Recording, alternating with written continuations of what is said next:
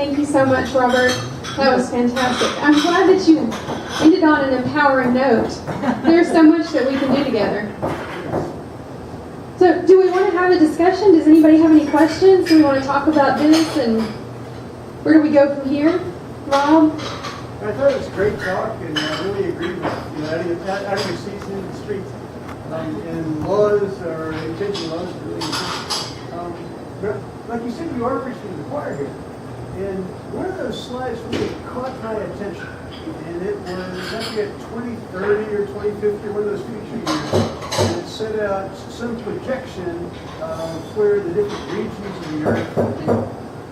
And what it said to me was that the greatest beneficiaries of global warming, which I think we can all agree exists and will continue, the greatest beneficiaries of global warming are places like Russia that have Siberia. And Siberia is going to become a much more hospitable area to grow stuff and to create things.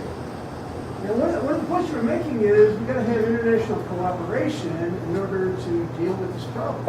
And we've got to not just be Europe and the United States and Japan and Japan. We've got to do it together internationally. But if it's in Russia's interest to further global warming, what are we going to do about that?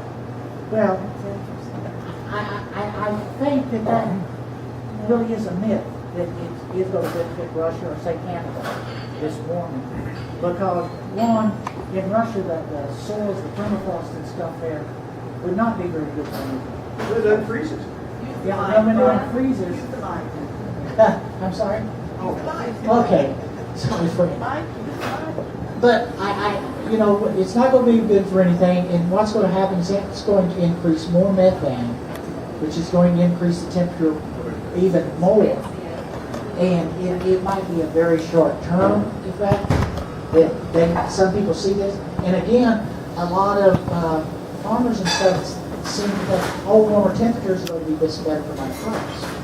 But actually they're not, and if you look, we're at the peak right now of getting what we can out of all our major cereal grains. I mean, they're at the limit of the amount because of heat, and they're starting to decline.